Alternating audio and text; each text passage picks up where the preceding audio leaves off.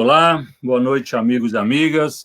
Mais uma live aqui no nosso canal no Facebook, também no canal do Zaratini, no canal do Adriano Diogo, na página dos Jornalistas Livres, e com a honra de receber o ex-ministro do governo Lula de Direitos Humanos, o companheiro Paulo Vanucchi.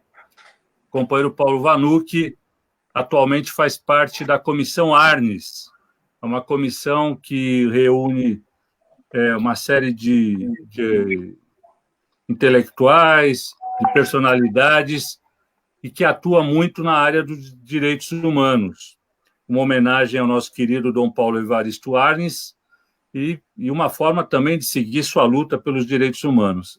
E a Comissão Arnes publicou um importante artigo, um importante posicionamento sobre o governo Bolsonaro, isso na semana passada. E a gente tem a honra de receber aqui o ex-ministro Paulo Vanucchi para conversar com a gente sobre esse artigo e também sobre as ações da Comissão Arnes. Como sempre, estamos aqui com o deputado Zaratini, que vai nos atualizar sobre as últimas de Brasília, e sempre tem últimas em Brasília, e nosso querido companheiro Adriano Diogo, coordenador nacional do Setorial de Direitos Humanos do PT. Paulo, muito obrigado pela presença, mas a gente aqui, tradicionalmente, pede para o Zaratini dar as últimas de Brasília para a gente ir aquecendo a nossa audiência aqui. Já temos mais de 150 pessoas participando, e o Zaratini vai dar as últimas de Brasília e depois o Adriano vai introduzir aí a conversa com você sobre a Comissão Arnes e sobre o posicionamento que vocês tiveram. Zaratini, boa noite, Donato. Boa noite, Adriano Diogo. Paulo Vanucchi, boa noite. Boa noite a todos e a todas que estão nos ouvindo. Nós estamos... Todo mundo ainda está chocado, Donato, com a gravação da reunião de 20 de abril do Ministério do Bolsonaro, né? Uma reunião que a primeira coisa que a gente se pergunta é para que foi aquela reunião, né? Eles não discutiram nenhum tema da pandemia, né? Como resolver o problema. O próprio ex-ministro Taishi ficou boquiaberto lá, com aquela cara dele meio espantado do que estava acontecendo na reunião. Mal discutiram as questões econômicas. A única referência lá do Paulo Guedes foi dizer que não queria emprestar para pequena empresa porque dava prejuízo, que ganharia dinheiro era emprestando para grandes empresas. E parece que o centro do debate mesmo era a defesa do governo do Bolsonaro, quer dizer, ele cobrando dos ministros que todos estivessem solidários a ele, né? E aí vira aquela loucura que foi aquele Abraham Weintraub puxando o saco dele e querendo a prisão dos ministros do STF, a Damares também pedindo a prisão dos governadores e prefeitos. Enfim, uma coisa assim que mostrou o baixo nível que é o Ministério, e mais do que isso, que eles realmente não se importam com o povo brasileiro, não se importam nem com a situação da saúde do povo brasileiro e nem com a situação econômica e social do povo, porque nós estamos vendo aí a situação se agravar, né? Já temos mais de 8 milhões de pessoas que tiveram o contrato de trabalho suspenso por aquela medida provisória 936, que está em vigor, né? E estão recebendo só o salário-desemprego. Nós temos aí cerca de 2 milhões de pessoas que já foram demitidas, certo? Além daquelas 12 que já tinha, temos mais 2 milhões de novas demissões, né? E milhares e milhares de pequenas e microempresas que estão numa dificuldade enorme, né? Empresas aí, quando a gente fala microempresa, nós estamos falando do bar, né? Nós estamos falando da padaria, nós estamos falando do salão de cabeleireiro, nós estamos falando do mecânico, do borracheiro. É dessas pessoas que nós estamos tratando, né? Que são trabalhadores, a diferença é que eles não são funcionários, eles têm o seu próprio negócio. Então, a maioria das pequenas e microempresas são desse tipo, né? E a gente vê que o governo não está nem aí para essa situação, está pouco se lixando para o que está acontecendo com a maioria do povo brasileiro. Então, nós vamos ter que enfrentar essa disputa. Agora, a reunião também demonstrou cabalmente o interesse do Bolsonaro em interferir na Polícia Federal. Para quê? Para proteger a sua família e os seus amigos. Porque ele sabe que a Polícia Federal já estabeleceu as conexões da família dele com as milícias e já estabeleceu as conexões, particularmente do Carluxo, o Carlos Bolsonaro, com o gabinete do ódio, as fake news, né? Então, ele queria parar o carro da Polícia Federal. E o Moro não aceitou isso, acabou pedindo demissão. O Moro é uma figura absolutamente desprezível mesmo, né? Quem assistiu o Fantástico ontem, a entrevista que ele deu, o jeito como ele se comportou, quer dizer, ele não conseguia justificar a sua permanência no governo, ele não conseguiu justificar por que ele entrou, ele não conseguiu nem sequer dizer por que ele não falou nada na reunião. E a repórter, a Poliana, até que foi ela, vocês sabem, o pessoal da Globo alivia com o governo, mas a Poliana não aguentou, repetiu a pergunta 2 vezes e ele as 2 vezes não teve resposta. Ou seja, o Moro é um cara assim absolutamente arrogante, porque ele quer reivindicar para ele a redução da criminalidade que aconteceu nesse último ano, quando é trabalho dos governadores, e ao mesmo tempo um cara fraco, um pastel, né? Um cara que não enfrenta nenhum problema e que se submeteu ao Bolsonaro para tentar galgar um cargo no Supremo Tribunal Federal. Essa é a verdade. E quando ele viu que esse cargo não ia chegar, ele acabou pedindo demissão. Então, a situação do governo é calamitosa. E nós temos que jogar pesado agora, no fora Bolsonaro, no processo de impeachment, porque realmente esse cara continuando aí, o Brasil vai derreter, minha gente, derreter. E fora do Brasil, a situação é terrível. As pessoas não. Até o Trump fechou a fronteira para o Brasil. Aquela declaração do Salles, né, dizendo vamos deixar passar a boiada, aquilo ali, então, tudo que é ONG internacional, o governo da França, da Inglaterra, já avisaram, olha, não tem negócio mais com o Brasil. Né? Então, a luta vai ser grande, mas eu acho que a gente vai acabar tirando esse cara daí, porque realmente o Brasil não merece. Obrigado, Zaratini. Adriano, introduza aí a participação do nosso companheiro Paulo Vanucci. Faça uma apresentação. Bom, vamos fazer do fim para o começo.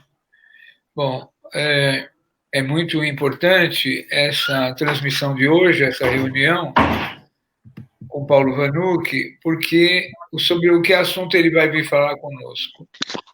Ele é um dos membros da Comissão Artes, uma comissão de alto nível, de personalidades dos direitos humanos, de várias origens, de várias inserções, uma coisa bem plural, assim, no espectro político brasileiro da democracia.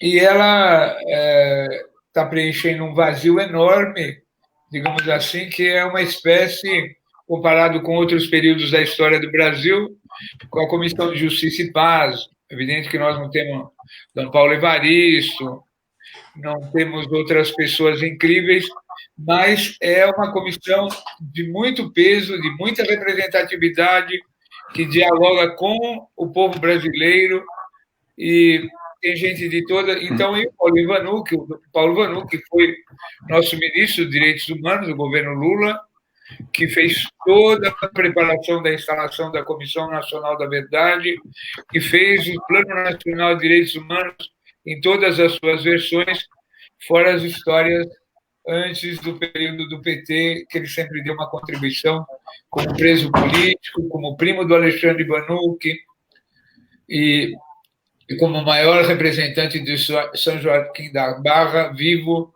no território nacional no momento. Viva São Joaquim da Barra!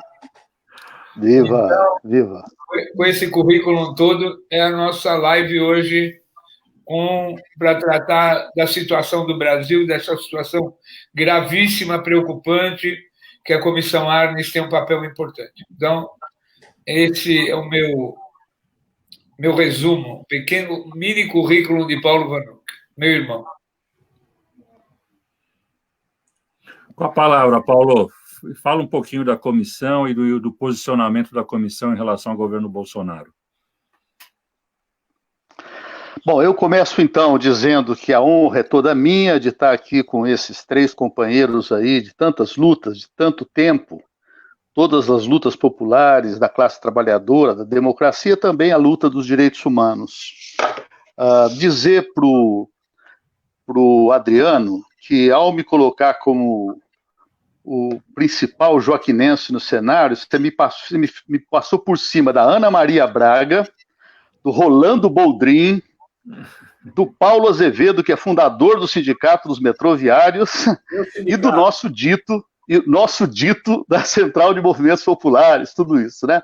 Tem muito joaquinense bom, Rolando Boldrin, tudo isso. Bom, é uma honra estar com vocês três, que são pessoas também muito ligadas à minha vida. Eu já falaria do Alexandre, agradecendo ao Adriano, porque eu conheço o Adriano desde 69, 70.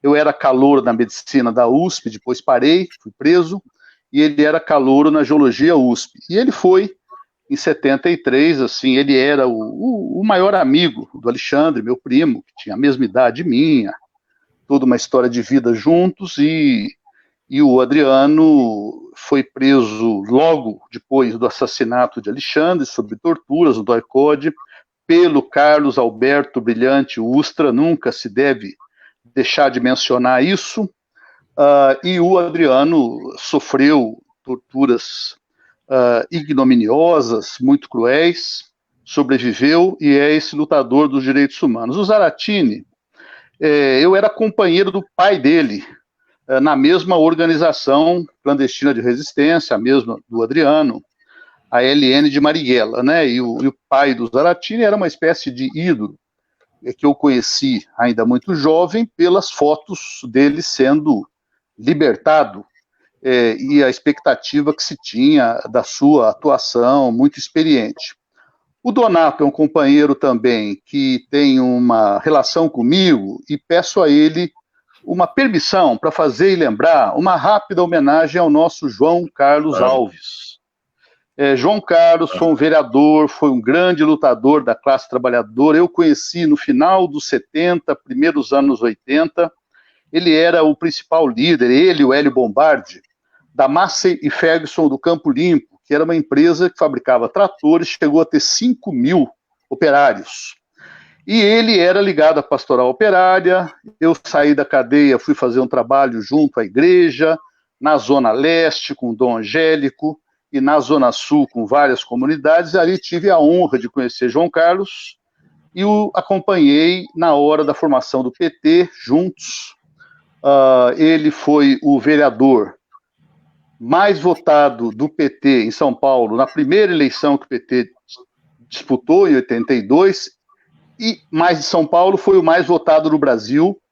Ele teve uma trajetória também como secretário de abastecimento da Luiz Erundina, e vamos lembrar que nessa condição ele foi fundamental, pouca gente sabe disso, para o projeto Fome Zero, que era desenvolvido no Instituto Cidadania, sob a liderança de José Gomes da Silva, pai do Zé Graziano, e o Zé Graziano chamava-se Política Nacional de Segurança Alimentar, e o secretário de Abastecimento, João Carlos, promovia sempre seminários que trazia do Brasil inteiro especialistas que aproveitavam o seminário e no dia seguinte faziam as reuniões no Instituto Cidadania para criar o programa que, no Lula, presidente, virou Bolsa Família.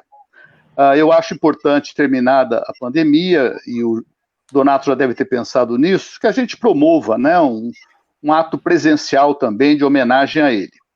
E uma saudação a todo o pessoal que nos segue aqui na live, jornalistas livres. A Comissão Arnes, ela é o resultado do agravamento brutal da radicalização conservadora no Brasil. Eu tinha uma relação bastante antiga com Paulo Sérgio Pinheiro. O Paulo Sérgio foi o titular de Direitos Humanos do governo Fernando Henrique em 2002. Depois de José Gregório também, com quem eu tenho relações de amizade muito próxima e um certo parentesco dele com a minha esposa, companheira. E o Paulo Sérgio tinha sido ministro do Lula no governo paralelo. E desde então mantivemos uma relação que sobreviveu às nossas diferenças. Num dia de eleições em que ele votava num candidato, eu votava no outro. No tema direitos humanos, vamos lembrar que, ao ser apresentado Nilmário Miranda como o primeiro-ministro dos direitos humanos, quando Lula, já eleito, anunciou em dezembro a sua última leva de ministros escolhidos, ele, na rápida apresentação à imprensa, o Nilmário disse que, em direitos humanos, o governo Lula seria um governo de continuidade. No plano social, na orientação econômica aos mais pobres, o Bolsa Família. O governo Lula foi o oposto do de Fernando Henrique. Mas no tema direitos humanos, marcou muito mais uma continuidade. Porque em direitos humanos, tanto Zé Gregório quanto Paulo Sérgio tinham cuidado de passos muito importantes. A criação da Comissão Especial sobre Mortos e Desaparecidos Políticos, uma lei e uma comissão de anistia para reparação, e também os tratados internacionais. Foi nesse período que eles impulsionaram Fernando Henrique ao Brasil aderir às convenções que a ONU tem e a OEA tem de proteção das crianças, das mulheres, contra o racismo, contra a tortura. Então, conforme a conjuntura ela se acirrava nas vésperas do golpe que depois Dilma, Paulo Sérgio Pinheiro foi uma figura que, embora egressa do governo Fernando Henrique e com uma importante trajetória internacional, ele foi 8 anos membro da Comissão Interamericana de Direitos Humanos, e depois do mandato dele, eu também fui 4 anos. Ele tinha grandes atividades na ONU, ele liderou o informe do secretário-geral da ONU sobre a situação da criança no mundo, fazendo plenárias em todos os continentes e com uma série de recomendações sobre isso. O Paulo Sérgio foi uma dessas raridades que se colocou assim fortemente contra o impeachment, contra o golpe. Depois, com a prisão de Lula, foi visitar Lula, se alinhou, defendeu publicamente. E nesse contato, 3, 4, 5 pessoas começaram a se preocupar em que, olha, a direitização da própria campanha, uma caravana de Lula teve tiros contra o ônibus em que viajava Lula, e uma senadora do Rio Grande do Sul, que era vice-presidente na chapa de Alckmin, ela apoiou o tiro. Então, a loucura de hoje, maio de 2020, ela já tem antecedentes. O país estava entrando nessa maré e conversamos. Vamos começar a procurar pessoas que aceitem formar uma comissão pluralista, palavra já usada pelo Adriano, em que a gente não vai tratar as nossas divergências. Por exemplo, eu não vou chegar na Comissão Arnes e me perguntar para eles quem é que apoiou o impeachment ou acha que a condenação do Lula foi justa. Pode haver um ou outro que tenha incorrido nesses 2 gravíssimos erros. Mas a Comissão Arnes nasce, e desde que ela existe, desde fevereiro do ano passado para agora, ela tinha um estatuto e uma discussão interna que orientava para a comissão não inserir na pauta marcadamente política. Então, nem eu levei a discussão da defesa de Lula para a comissão, nem essas pessoas que tinham uma outra origem cuidaram de defender um ponto de vista que fosse mais favorável aí a outras forças políticas.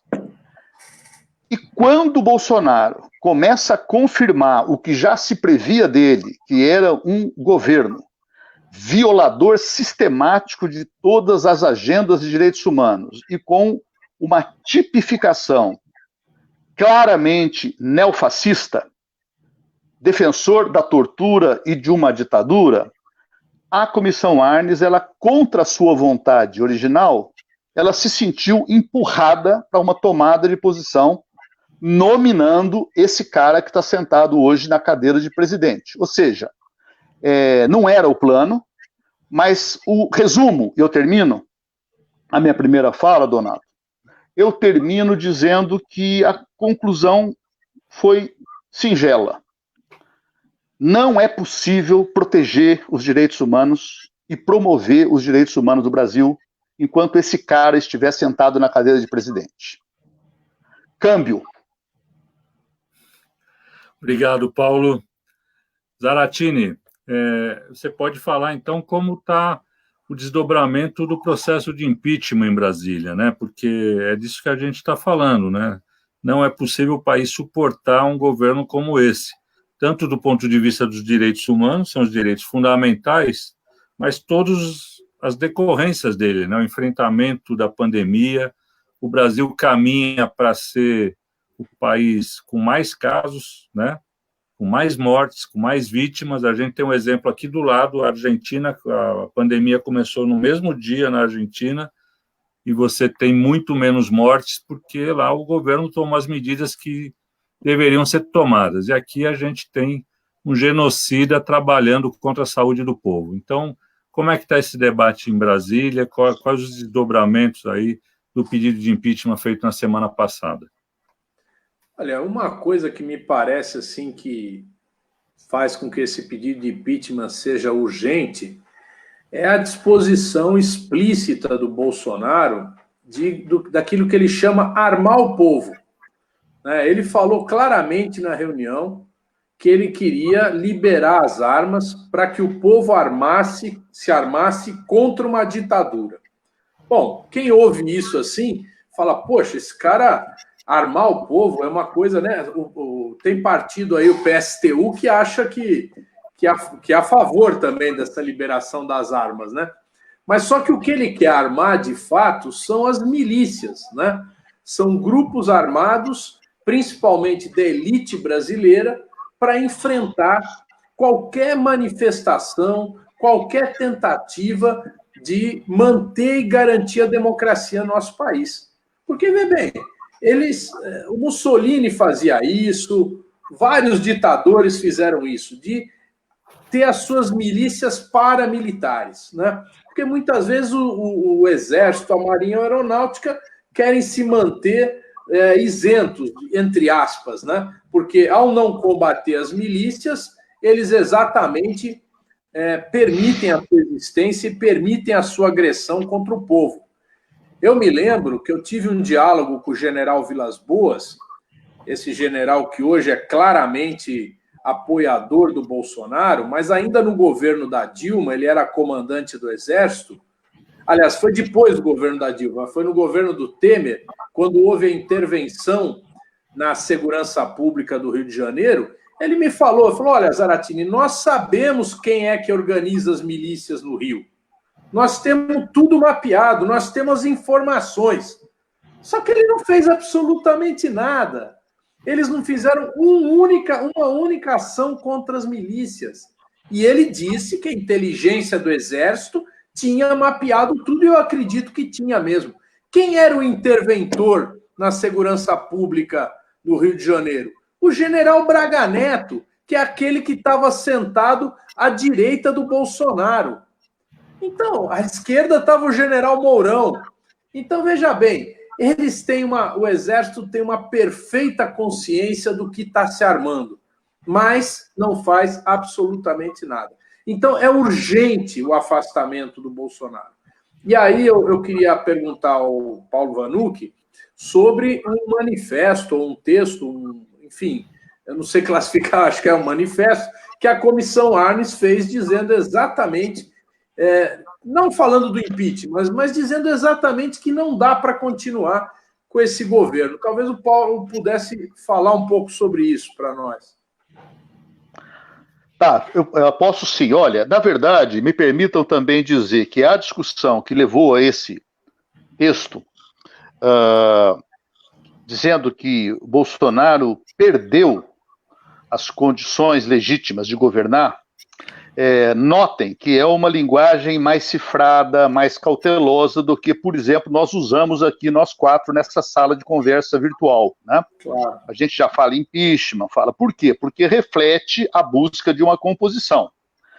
E lá, desde agosto do ano passado, até suscitado por aquela tragédia que ninguém lembra mais, quase, porque a violência cresce tanto no Brasil, que houve aquela matança de um jovem lá em Suzano, e numa escola. E a gente, então, a partir daquilo, procurou a CNBB, procurou a OAB, que até então não vinham tendo o protagonismo que começaram a desenvolver nos meses seguintes.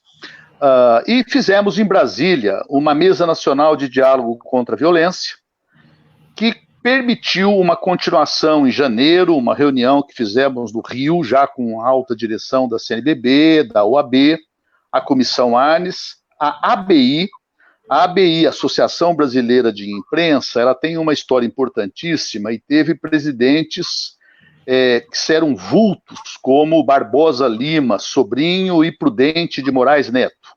Depois ela virou um período assim de eclipse, e ela acaba de renascer, com um pessoal militante. Aqui em São Paulo nós temos Juca Kfouri, Ricardo Couto, Ricardo Carvalho, no Rio tem Cid Benjamin, Marcelo Auler, o Paulo Jerônimo, e se agregaram mais tarde a SBPC, Sociedade Brasileira para o Progresso da Ciência, e a ABC, Academia Brasileira de Ciências.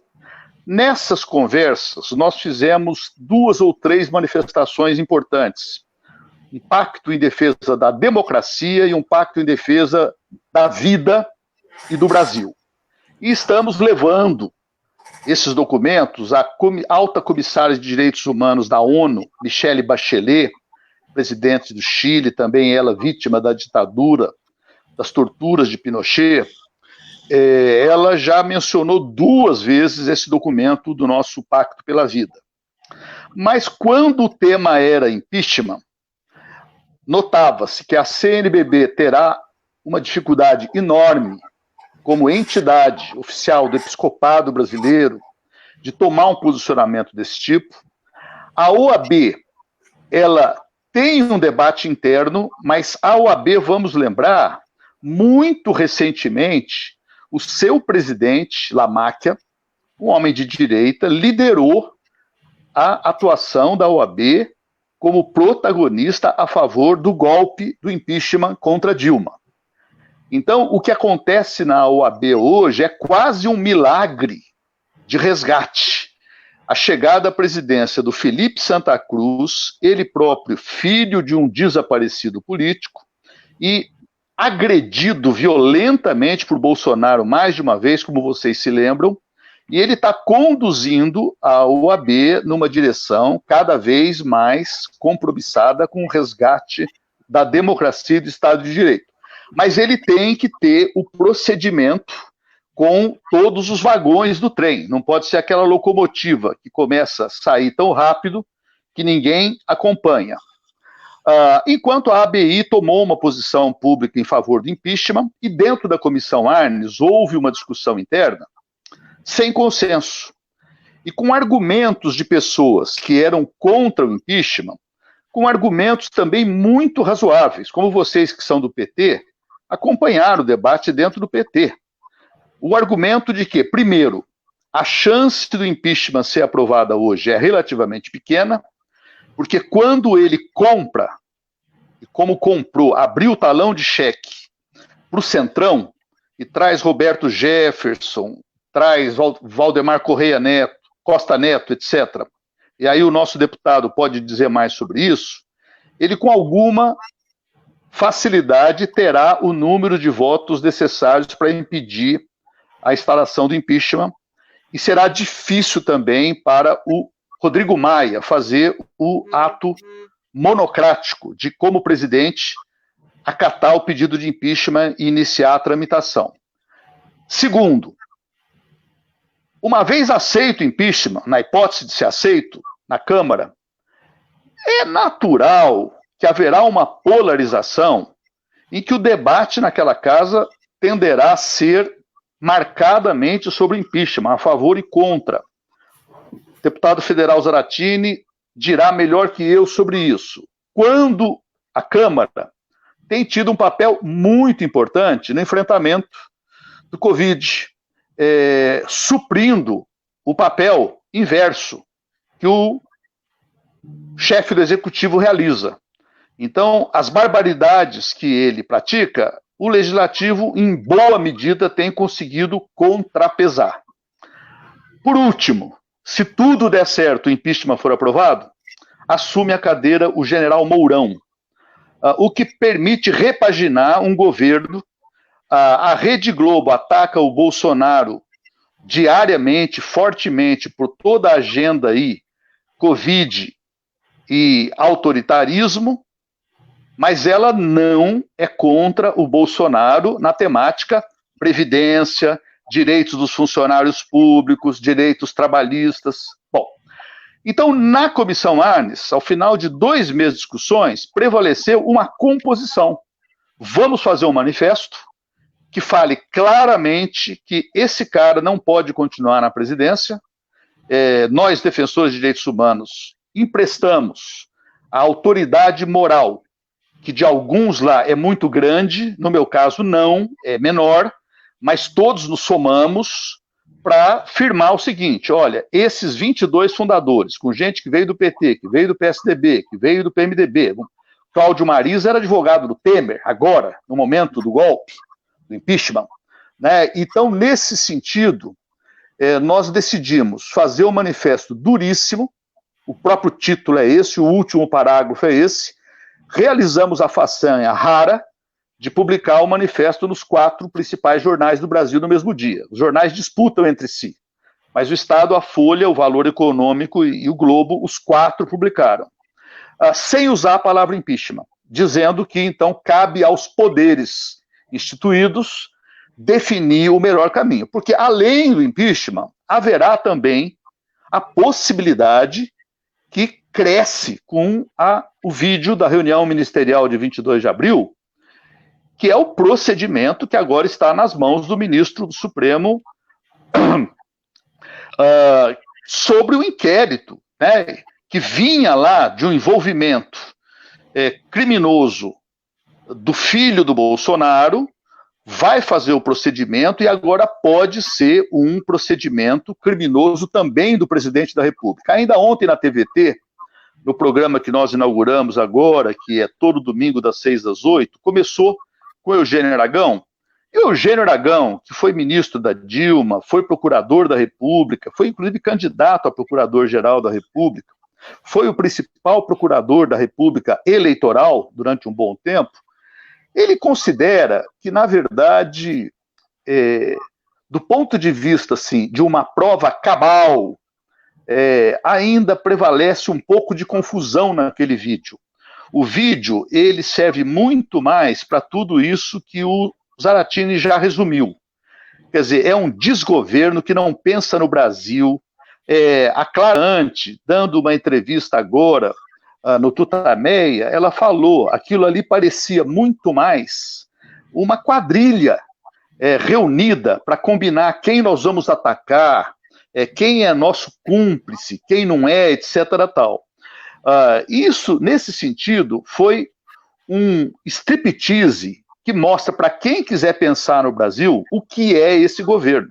E a cada dia vai aparecendo mais. O ministro do Meio Ambiente, o Zaratini já mencionou, o ministro da Educação falou, esses caras aí. O presidente da República chamou o governador de São Paulo, o do Rio, prefeito de Manaus, com as palavras que eu não quero repetir aqui. O próprio Paulo Guedes, ele pode ter cometido delitos também na fala dele, e o mesmo tipo de linguagem. Agora, o Eugênio Aragão considera que não há ali uma prova cabal de, não, eu queria, porque ele usa a palavra PF, é muito confuso e tal. Então, nesse sentido, eu entendo que é muito importante levar adiante a investigação, tanto pela Polícia do Rio de Janeiro, estadual, o Ministério Público Estadual do Rio, e quem mais puder fazer a partir do inquérito que tramita no âmbito do Supremo, para que se desnude, e pode ser que o processo de afastamento dele se dê também, não pelo impeachment. Claro que vai envolver aprovação pelo mesmos 2/3, como o próprio Temer conseguiu. Ele evitou ser processado, abrindo lá articulações com o Centrão, nomeações, dando o que se recebe. Então, o impeachment é uma possibilidade importante, e há também essa outra possibilidade do caminho marcadamente jurídico. E nesse momento, nós notamos ali que o gabinete do ódio, ele volta às suas baterias, os seus canhões, seus tiros, sobretudo contra o Supremo. Celso Mello, o próprio Alexandre Moraes, e nesse sentido, vamos ter claro que a nossa atividade, e esse chat nosso aqui, essa live, ela tem que ser sempre uma convocação para defender a democracia, que nesse momento é defender a vida. Defender a vida no Brasil, defender a democracia, hoje se fundiram numa ação única. Câmbio. Obrigado, Paulo. Eu queria aproveitar aqui, tem muita gente que está comentando, mas eu vou pegar a Érica Caminha, eu não posso deixar de registrar, ela é do núcleo do PT da Alemanha, e está assistindo da Alemanha. E o comentário dela é o seguinte: hoje na TV alemã, mais de 3 minutos em horário nobre na TV daqui, denúncia contra Bolsonaro, falando com todas as letras que a democracia brasileira corre perigo. Ou seja, você tem o mundo vendo o que acontece no Brasil, e certamente esse isolamento que o Brasil acaba tendo vai ter um impacto econômico brutal também, né? Inviabilizando o país em outro aspecto, né? Nas suas trocas internacionais, no seu comércio, como já está acontecendo com a própria China. Perdemos respiradores, perdemos material, né? Então, queria registrar a fala da Érica, e queria registrar mais uma fala aqui que é simbólica, porque é um companheiro que é líder dos vigilantes, que é o companheiro Arcelino Araújo, e ele faz um comentário bastante interessante aqui. Deixa eu achar. Um minutinho só. É que é muita gente, muito comentário. E a gente eu que sou vigilante, eu vi os vigilantes de São Paulo votarem em Bolsonaro porque queriam comprar armas. Agora, com 1 ano e meio de governo do Bolsonaro, não estão conseguindo comprar nem comida. Pois é um resumo do governo Bolsonaro. Adriano, faz sua colocação aí, vamos continuar dialogando com eu queria falar o seguinte: é da sua formação, da sua origem, falar tudo muito rigorosamente, com muita precisão. Então, aqui, você não está emitindo opiniões, desculpe me chamar de você, pessoais, está falando de como foi convidado pela Frente Artes. E eu tenho percebido, assim, muitos comentários, leio tudo, assim, coisas aparentemente desconexas. Ontem eu li um artigo que o Jânio de Freitas escreveu na Folha, e aí até a Folha teve o cuidado de transformar numa gravação, com a própria voz do Jânio de Freitas, um artigo muito forte. Então, eu queria lhe fazer a seguinte pergunta. Você, com todos os seus anos de vida, toda essa sua experiência por todo esse mundo, principalmente quando você esteve no exterior, representando o Brasil na ONU, como você, me perdoe pedir para fazer essa abstração, porque aqui, no caso, você foi convidado como porta-voz da Comissão ONU, mas eu queria te pedir essa licença. Como você vê essa situação? Porque as coisas estão sendo ditas assim, depende do Rodrigo Maia, depende da abertura. Ontem à tarde, a temperatura subiu. A hora que o Toffoli foi internado para uma curetagem, uma pequena cirurgia, e surgiu a notícia que ele ia ter que ficar internado por suspeita de Covid, e o Fux ia assumir interinamente, ou já antecipando, ele ia substituir o Toffoli na presidência. Ontem à tarde, e com todas aquelas declarações do próprio Bolsonaro, dizendo que era necessário punir o ministro Celso de Mello, as manifestações de General Mourão e outros militares, a temperatura em Brasília ontem foi a milhão. Então, com toda... Quer dizer, ninguém pode falar gratuitamente que está para ser armada a população, paramilitares, milícias. Quer dizer, todas essas palavras têm consequências práticas, né? O cidadão ouve isso e fala, bom, mas o que eu vou fazer, né?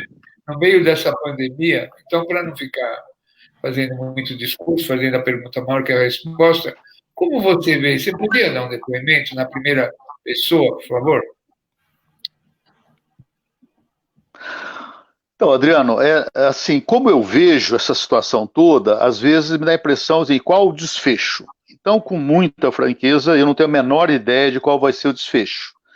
Na minha juventude, a gente tinha aquela visão de que o mundo está caminhando para um porto seguro, chamado socialismo, e venceremos de qualquer hipótese e tal. Hoje, todos nós avançamos e queremos socialismo, queremos um mundo de igualdade e liberdade, mas a história é totalmente em aberto, como projeto humano.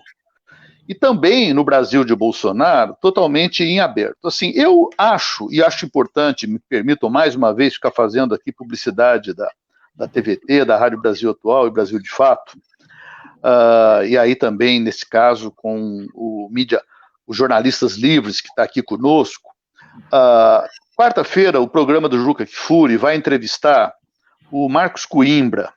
Estamos aguardando também, e pode ser confirmado no mesmo dia, o presidente da Argentina, o Fernandes. E aí, se os dois se confirmar, nós faremos dois e botamos um no ar num dia, outro no outro.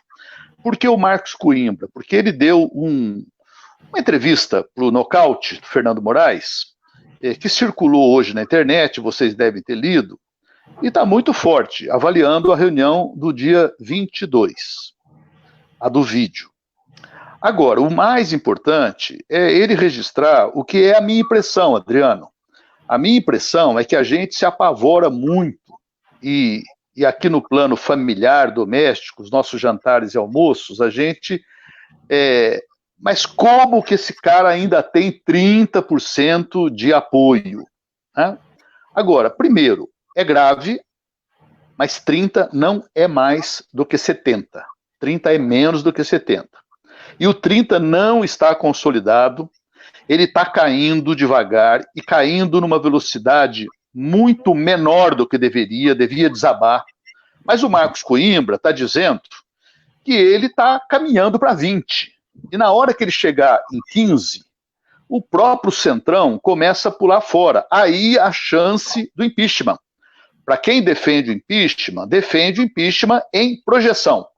Neste momento, não tem chance, mas protocola-se o pedido para que, na evolução, e o Brasil passando a ocupar o número 1 em mortes e contaminações, e essa repercussão internacional será absoluta, ou seja, porque lá naquele país tem um presidente que chama a população para não acatar o isolamento social, para não acatar as recomendações da Organização Mundial de Saúde, que hoje decidiu não adotar a cloroquina.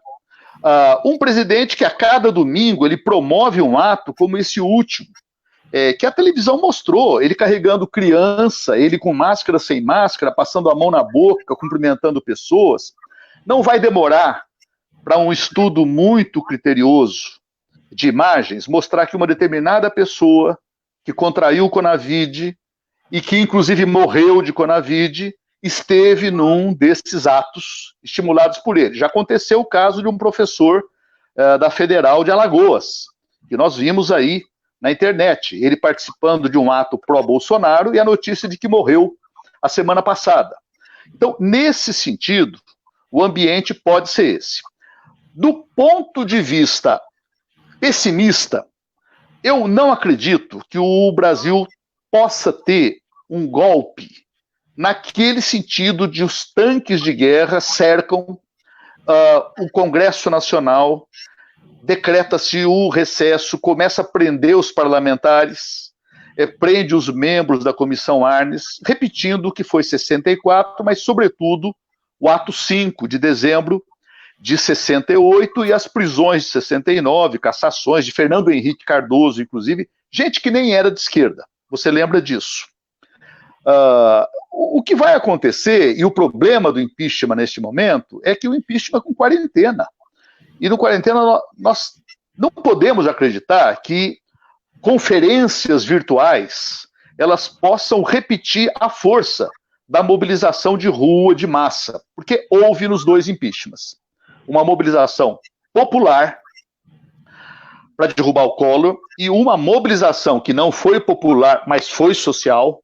Tinha milhões de pessoas articuladas pela Rede Globo, na dobradinha Globo, Moro, afastar o PT, afastar Lula, então derrubar a Dilma, e agora tentar o impeachment sem poder ir para a rua, e quando a direita ela tem um percentual que não é os 20%, 25% de apoio ao Bolsonaro, mas tem um número de pessoas que são milicianos, que são pessoas da violência, são pessoas que ou têm potencial homicida. Então, assim, é uma delicadeza que é pensar o impeachment num contexto. E quando vai terminar a pandemia, ninguém sabe.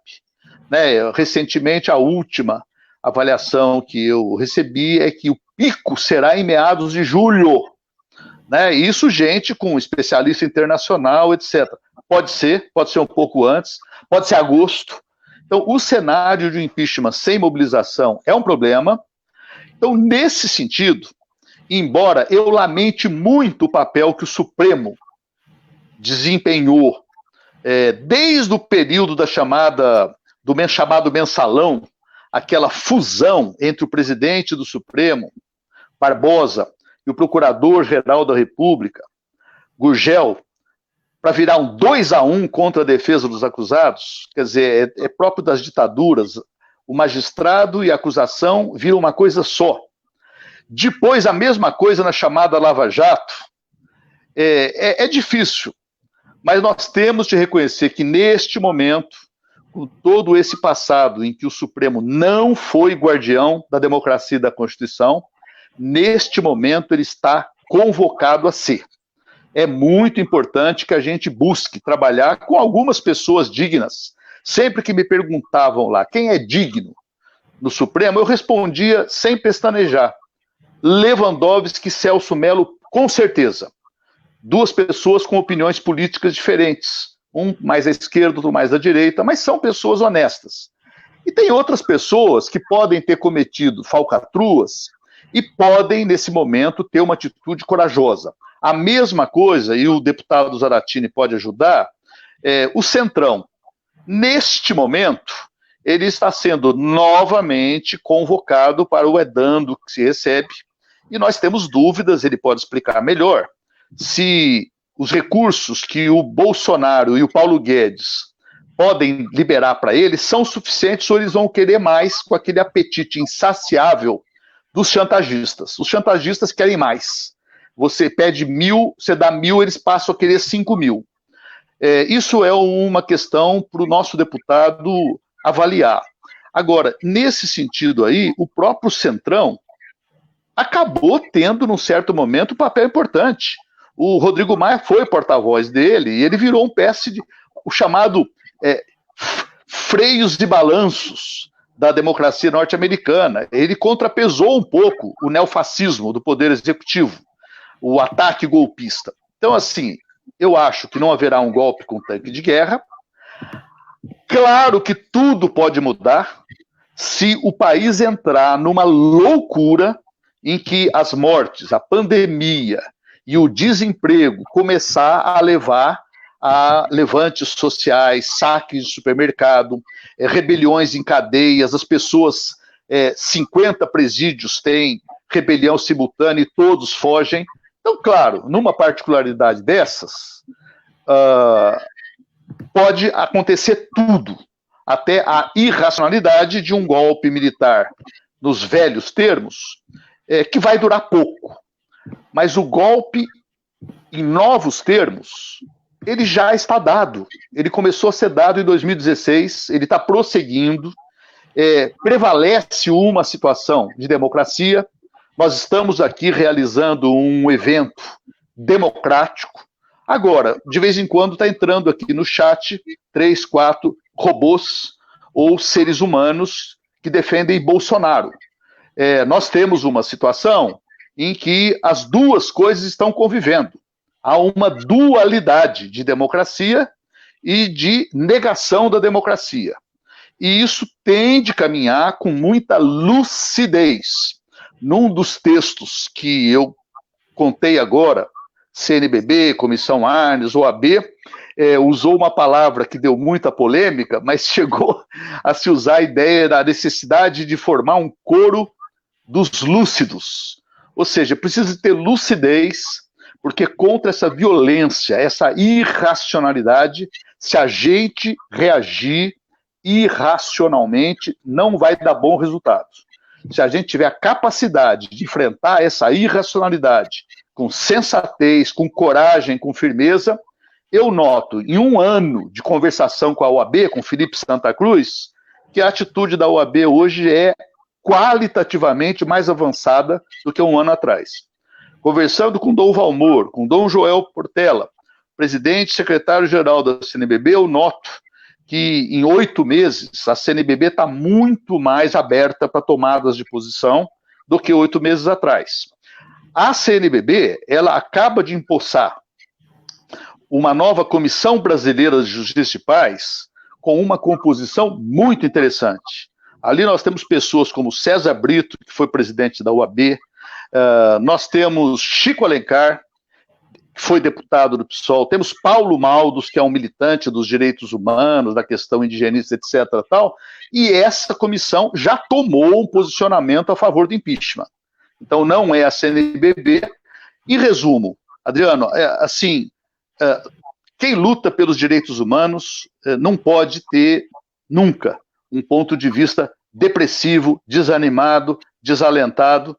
Nós temos que acreditar, temos de ter confiança e usar cada hora como essa aqui de conversa entre nós para estimular as pessoas que estão participando na sala a agirem, a reproduzirem ações como essa, a multiplicarem a sua intervenção, porque o Bolsonaro tem hoje metade da força que ele tinha quando tomou posse. Não tem mais do que isso. O que não quer dizer que ele seja menos perigoso. Eu termino dizendo que o pior nazismo não foi o do começo da tomada de Paris. O nazismo que ocupou Paris, no início dos anos 40, ele respeitou os museus, ele respeitou a ópera, ele fazia festas com a elite francesa. O pior nazismo é o de 44, quando a guerra mudou de rumo a partir da ação e da reviravolta da Batalha de Stalingrado na União Soviética, e o Exército Vermelho começa a marchar na direção de Berlim, se acelera o desembarque na Normandia, então 2 frentes contra o nazismo, e as tropas que se retiravam de volta para Berlim, no interior da França, no interior da Itália, passavam no vilarejo, arrancavam as pessoas das casas e fuzilavam. Fuzilavam uma mulher de uma casa, uma criança de outra, um velho de outro, porque os homens estavam na guerrilha, estavam na resistência. Então, esse é o pior perigo. Então, realmente, o Bolsonaro, esses generais que nós estamos descrevendo aqui, e a família Bolsonaro, os filhos, eles são capazes de loucuras muito perigosas, tentativas muito perigosas, no momento em que eles comecem a perceber que eles perderam a disputa, que eles caminham para uma derrota cabal. Câmbio. Obrigado, Paulo. Muito importante a sua reflexão. Nós já estamos chegando em quase 1 hora de live, geralmente é 40 minutos, 45 minutos, mas o papo está bom, mas a gente vai precisar ir para o fechamento aqui. Então, queria pedir para o Zaratini aproveitar as colocações do Paulo, fazer uma última colocação, avaliação aí do Centrão, desse processo todo, da correlação de forças, depois pedir para o Adriano também fazer sua colocação, e depois o Paulo dá um fechamento aqui nessa live tão importante da noite de hoje. Zaratini.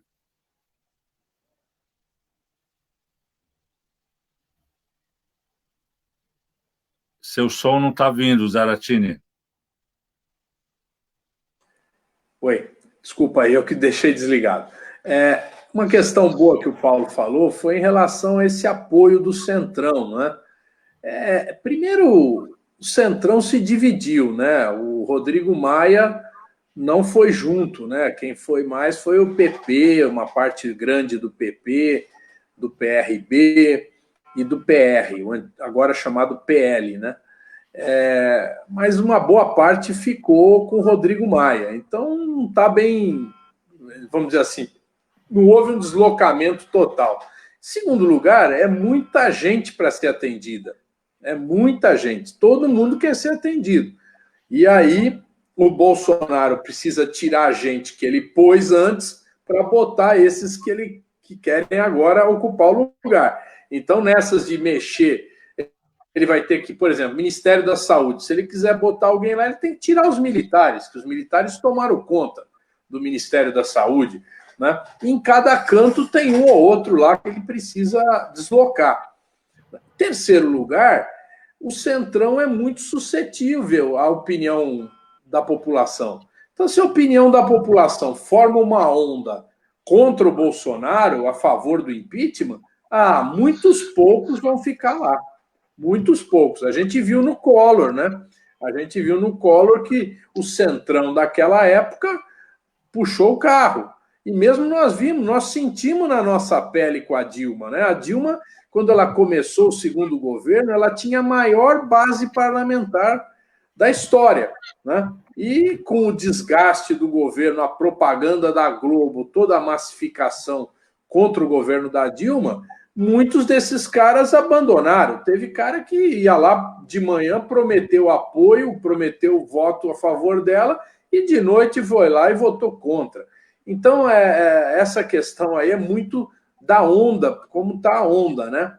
Então, eu acho que a gente tem muitas chances de conseguir afastar o Bolsonaro. A gente tem que trabalhar para isso, e a gente tem que mobilizar o povo. Eu acho que essa é a questão central. E agora, mesmo que nós estamos nessa pandemia, é difícil a mobilização, mas lá no Rio Grande do Sul já teve manifestação na rua, né? Aqui em São Paulo também já teve. Em Israel, teve uma manifestação contra o Netanyahu, né? Ontem, no parlamento israelense, uma manifestação popular. É lógico, tem que todo mundo ir de máscara, tem que manter distância um do outro, mas não é impossível de se fazer. Então, eu acho que, para concluir, Donato, não vou falar muito aqui mais, eu acho que a gente tem que trabalhar para isso. E aí, Paulo, você que está aí junto com essa articulação aí pelos direitos humanos da Comissão Arnes, vocês são fundamentais aí nessa luta. Parabéns aí pelo seu trabalho, pela sua luta, e vamos em frente. Adriano, dá seu alô final aí. Não, eu vou, evidentemente, me despedir, mas vou me despedir com uma pergunta, se ainda houver um rabicho de tempo. Claro. Então é o seguinte, Paulo, lá, por exemplo, vamos falar dos tempos atuais na América Latina, né? O golpe da Bolívia, durante a eleição, com aquela confusão que teve da posição da OEA, as milícias, a partir de Santa Cruz de la Sierra, afrontaram, as milícias e algumas polícias afrontaram o presidente eleito, destituíram o presidente, invadiram até a sua casa oficial e tal. As milícias tomaram o poder e postaram uma senhora lá que não estava nem na linha de sucessão do Senado, nada. E aí o Evo teve que sair fugido com um avião mexicano, muita gente presa, né? Até o menino argentino, Facundo, dessa linha do Valério Arcari, foi lá como um jornalista, fotógrafo, está preso até hoje em situação gravíssima de saúde. Bom, eu queria te perguntar o seguinte, e tem todos esses exemplos da Colômbia, né? Essa coisa terrível que ocorre na Colômbia, que quase foram para a Venezuela, bom, enfim. Esse poder paralelo com o qual, e você é uma pessoa que estuda isso, sabe isso, com o qual o Bolsonaro se relaciona, ele às vezes nem fala com as Forças Armadas e nem fala com a elite da Polícia Militar, ou fala com o baixo clero desses estamentos, desses segmentos, ou ele dialoga diretamente com essas forças paramilitares. Tanto é que ele se empenhou tanto para liberar aquele porto do Rio de Janeiro, concluindo a minha pergunta, lá porque lá podia entrar todo o armamento, que é um porto que ele concorda. Como você vê esse modelo? Eu sei que você não tem bola de cristal, repetindo, você está falando pela frente, Arnes, mas como você é uma pessoa tremendamente experiente, essa outra via do armamento dos paramilitares, das milícias, que a gente chamava na nossa época dos esquadrões da morte. Paulo, aproveita essa... Tá, para me despedir. Bom, e daí você já faz o fechamento. Tá bom. Olha, Adriano, como você disse, eu não tenho bola de cristal, né? Não tenho essa capacidade. Eu trabalho muito com análise de conjuntura. Análise de conjuntura é um exercício de racionalidade, numa maré em que predomina a irracionalidade. Então, tudo aquilo que a gente fala está sujeito o teste da prática. No caso da Bolívia, você tem razão, e o que você fala é quase que um mantra dos pronunciamentos do Guilherme Boulos. Toda vez que ele fala, olha, na Bolívia foi assim assado, foi um líder evangélico fundamentalista que liderou, etc. tal. Bom, agora, evidentemente, esse risco existe. Agora, com diferenças. Se tratava de derrubar um presidente de esquerda e que tinha ganho o primeiro turno com 10% de votos de vantagem sobre o segundo. Então foi lá uma divisão, o erro que houve na paralisação da apuração, aquela coisa que permitiu uma ação criminosa da OEA, com o bandeamento do Almagro, secretário-geral, que foi chanceler do Mujica, portanto um homem de esquerda, foi o primeiro apoio que eu tive na minha campanha lá para a OEA, e ele depois se rendeu inteiramente à agenda do Trump. Então, nesse sentido, foi um episódio importante. Agora, é pouco provável que ele se repita no Brasil com essa característica, porque para ser um alto golpe, é o quê? É o Bolsonaro mandar fechar o Congresso Nacional e fechar o Supremo? Isso me parece muito pouco racional. Só uma loucura total. E se acontecer isso, nós vamos ter que reagir, mas a tendência de um processo como esse é durar pouquíssimo tempo. A próprio golpe na Bolívia teve de marcar eleições imediatamente.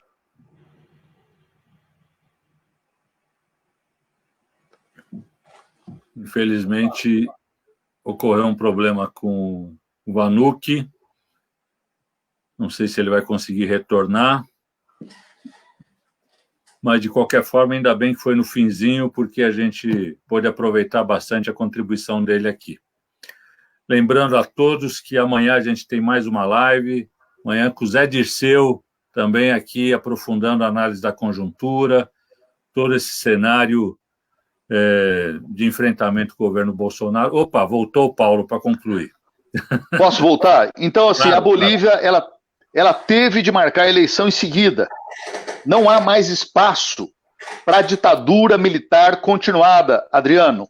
Aquela ditadura que houve no Brasil, houve na América, quase como regra geral, era de um momento do mundo dividido em Guerra Fria, os Estados Unidos perdendo a guerra do Vietnã, o Che na Bolívia chamando para criar 2, 3 mundos Vietnã. Então havia um fundamento racional muito compreensível para a doutrina de segurança nacional, ou seja, tem uma disputa.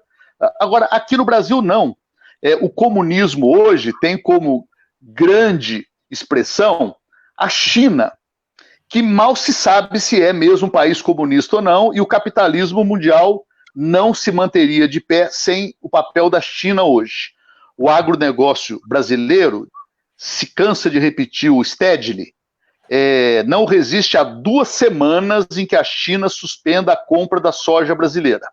Se por 2 semanas a China parar de comprar soja, desmorona o agronegócio no Brasil. Então, não há mais um ambiente mundial para uma ditadura militar duradoura. Há para loucuras como a do Bolsonaro e de meia dúzia, não mais que meia dúzia, de bolsonaros que estão espalhados pelo mundo.